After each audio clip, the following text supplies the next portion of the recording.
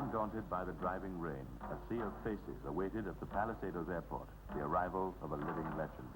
To some, he was the King of Kings, the Lion of Judah, even a god. But to most, he was a mild-mannered monarch who had won the respect and admiration of Jamaicans. The air was charged with excitement as anxious, expectant faces searched the skies for the first glimpse of the great silver bird that would bring their hero to Jamaican soil for the first time.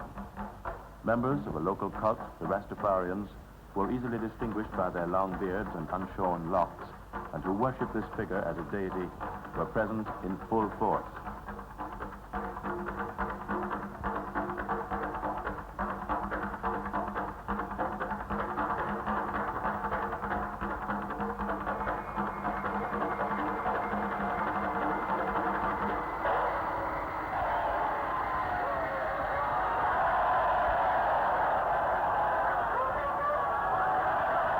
The most rousing, boisterous, tumultuous welcome ever given to any visiting or local celebrity, His Imperial Majesty Haile Selassie I, Emperor of Ethiopia, arrived. The crowd erupted into a frenzy of rejoicing as they broke through the lines of soldiers and police and surged out onto the tarmac, eager to engulf the Emperor with their affection.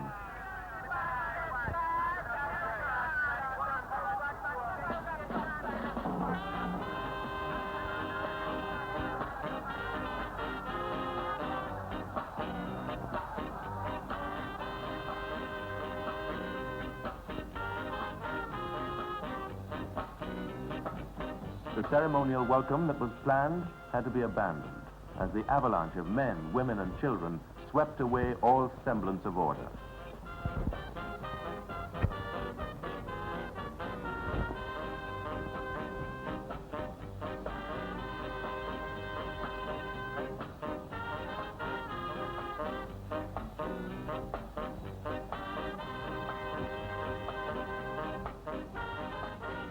Ethiopia, a monarchy on the eastern side of Africa, has been governed since 1930 by Haile Selassie, whom history records as being a direct descendant of King Solomon and the Queen of Sheba. Jamaica was among the places visited by His Imperial Majesty on his tour of the Caribbean area.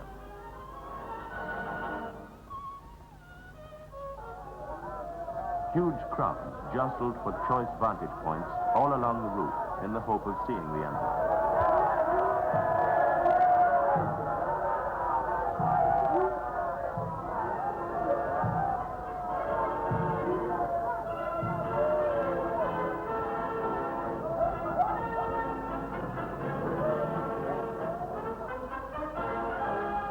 At George VI Park, thousands also awaited his arrival.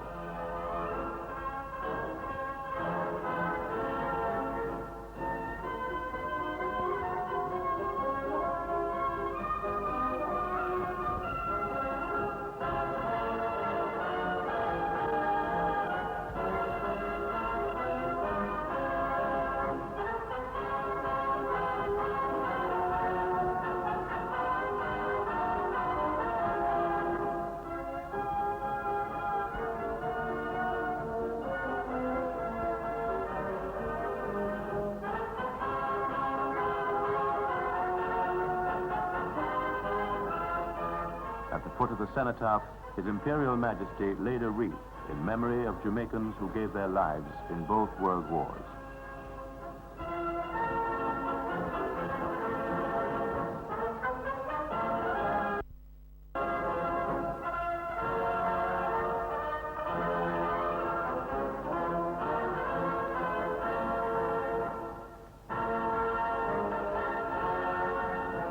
The tomb of the noted Jamaican patriot Marcus Garvey was also visited by the Emperor.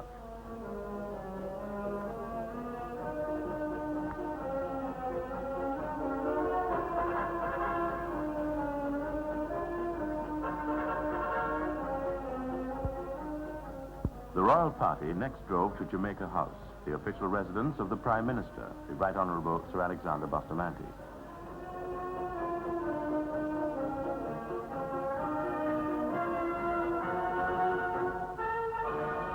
The Emperor was introduced to Sir Alexander and Lady Bustamante by the acting Prime Minister, the Honorable Donald Sangster.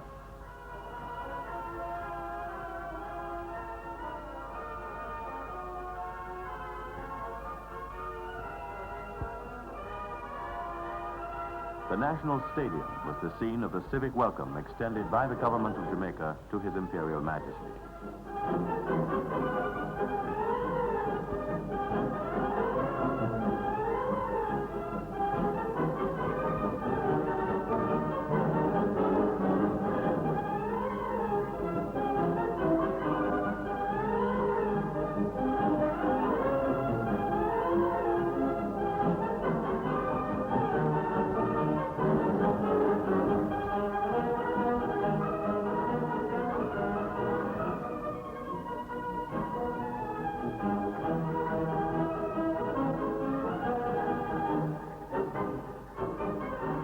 The acting Prime Minister read the address of welcome. Your Imperial Majesty, I have the great honor to express to you, on behalf of the government and people of Jamaica, a most warm and sincere welcome. This, your first visit to Jamaica, is for us, Your Majesty, a most important and significant event. We have long hoped for this occasion, and your presence with us today is assuredly, Your Majesty, a high point in our history. Mr. Eustace Bird, one of the two KSAC commissioners, presented the keys of the city to the Emperor. His Imperial Majesty and his party were treated to displays staged by the military and young schoolgirls.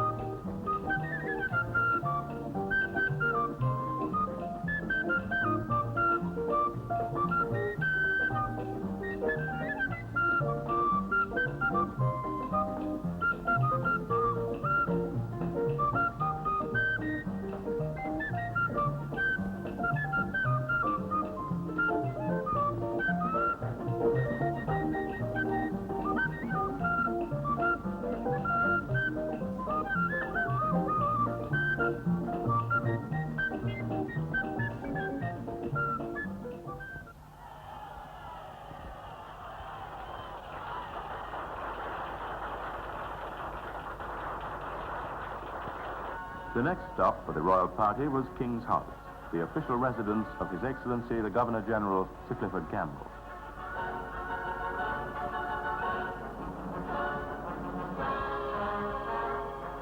His Imperial Majesty was introduced to many dignitaries and members of the Rastafarian cult in full regalia.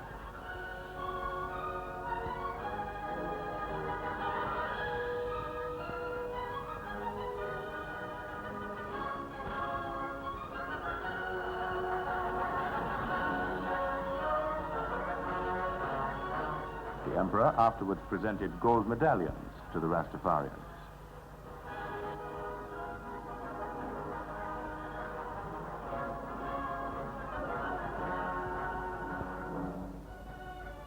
Then it was our turn for gift-giving.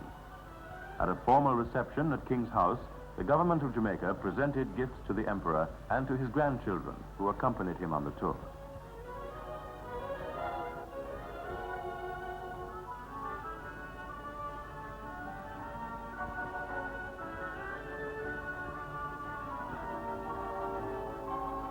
Flanked by officials of state and the military, he was escorted across the lawns of King's House.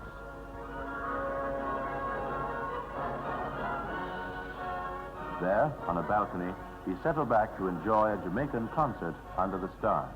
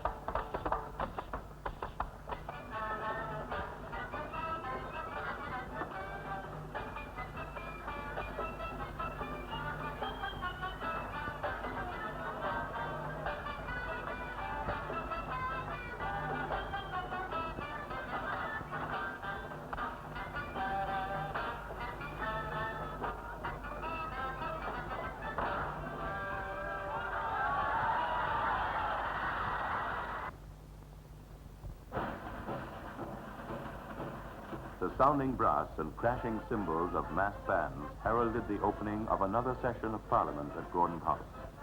This session would be addressed by His Imperial Majesty.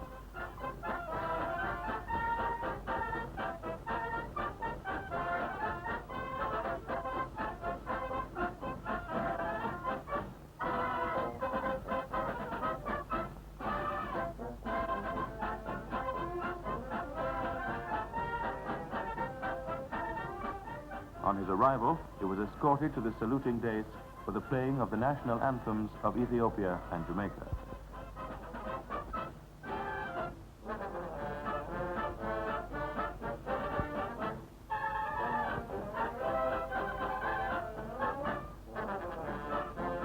He was then ushered into the council chamber.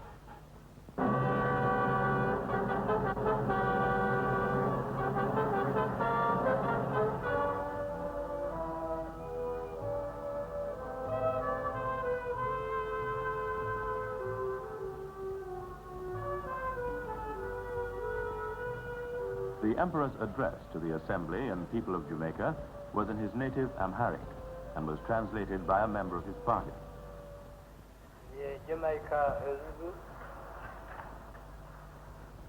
I had always wished to come and visit Jamaica. Now, thank God, this wish of mine has been fulfilled. Upon arrival to Jamaica, I have seen more than I had expected. I have seen the progress of the people, and I have seen their determination to march forward in unity towards greater progress. I have also witnessed personally the extent of the feeling of the Jamaican people to the Ethiopian people. Again, I wish to take this opportunity of expressing my thanks to the government and people of Jamaica for the fraternal reception that was accorded to me.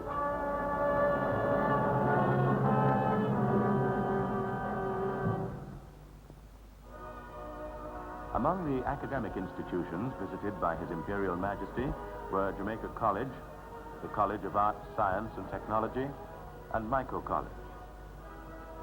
And here at Micro College, one of Jamaica's oldest teacher training institutions, he was met by the principal, Mr. Glenn Owen.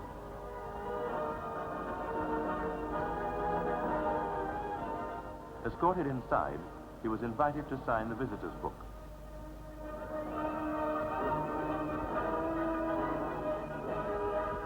And a gift was presented to him by one of the pupils.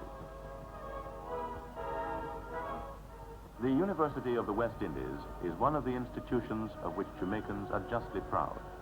It covers 650 sprawling acres at the foot of the Long Mountains in St. Andrew, and it has recently been granted full independent status by the University of London.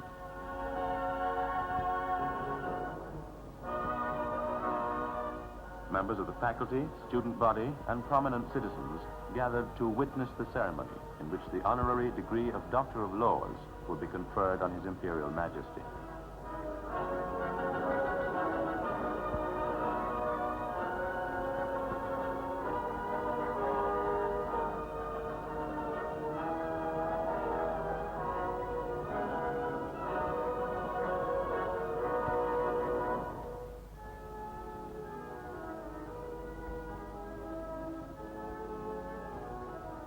Dr. Philip Sherlock, Vice-Chancellor of the University, conferred the degree.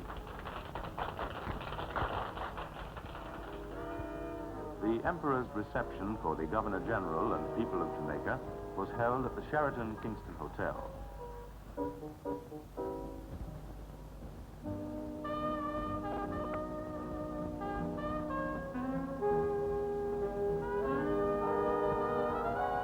The atmosphere was cheerful and informal as Jamaicans from all walks of life chatted and joked together and raised friendly glasses in a toast to the continued health and happiness of His Imperial Majesty.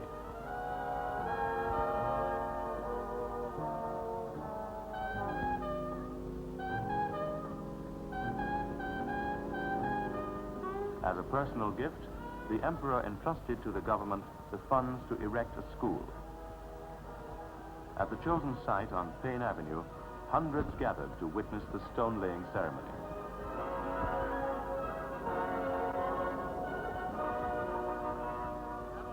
In appreciation of the emperor's generosity, the government decided to offer a scholarship to an Ethiopian student tenable at the University of the West Indies. The foundation stone was laid by the emperor himself.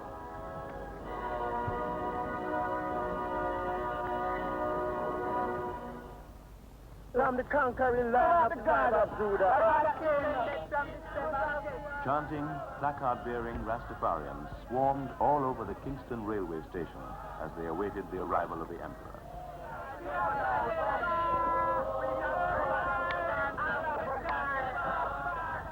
This was the beginning of a journey by rail across the island to Montego Bay Airport, from which the emperor and his party would depart.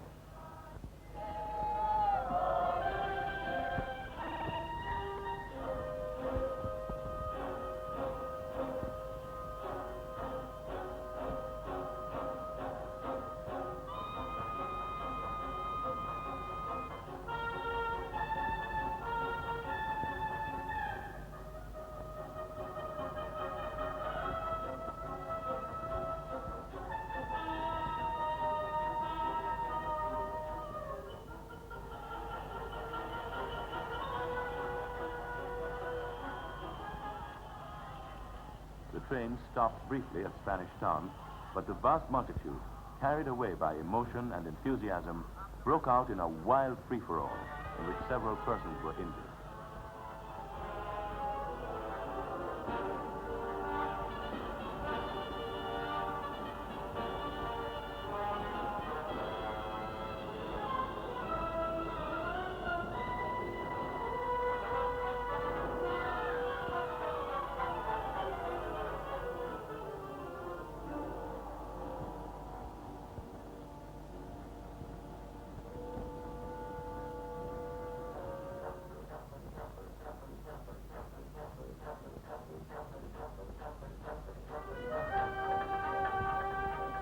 As he journeyed through the countryside, the emperor was the scenery. His Imperial Majesty made several stops at various towns along the route. Some of these included Denbigh, Williamsfield, Magarty, and Montpelier. There he met both prominent citizens and humble folk. He also saw something of our rich heritage of folk dancing.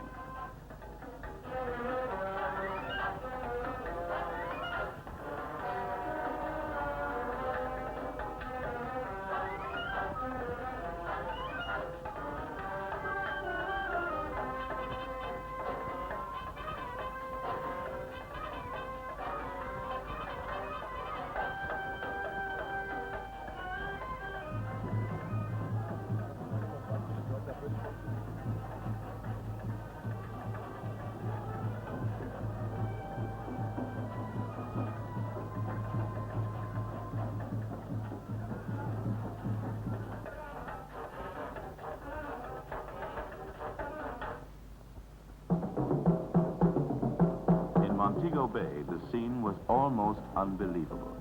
Thousands crammed the streets and lanes and carpeted the rooftops. Many of them were Rastafarians who had come from all over the island to catch a final glimpse of the Lion of Judah.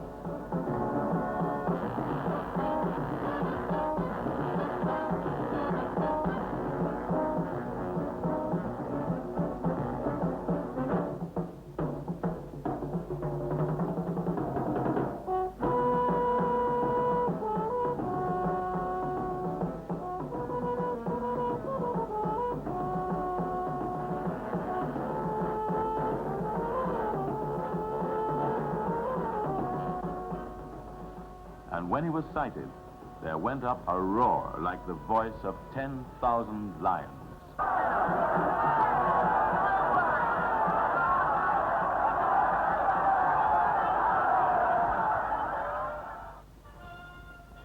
At Montego Bay Airport, His Imperial Majesty was given the military honors that were thwarted on his arrival at the Palisadoes Airport by the overzealous welcome.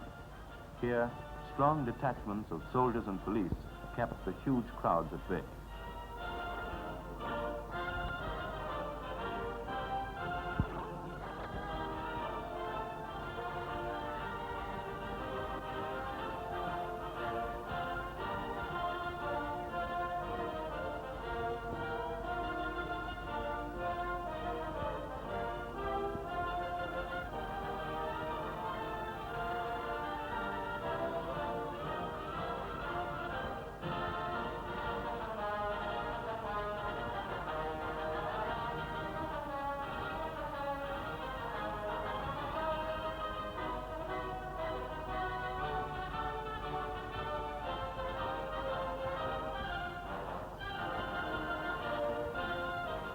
The time had come for us to say goodbye. The Emperor had spent 3 days with us, yet it seemed but a few fleeting moments. Haile Selassie, Emperor of Ethiopia, descendant of Solomon and Sheba, had touched the heartstrings of Jamaica as no other stranger had done. He had generated a tidal wave of emotion that had swept the length and breadth of our island and engulfed people with an enthusiasm and affection never before witnessed in the history of Jamaica.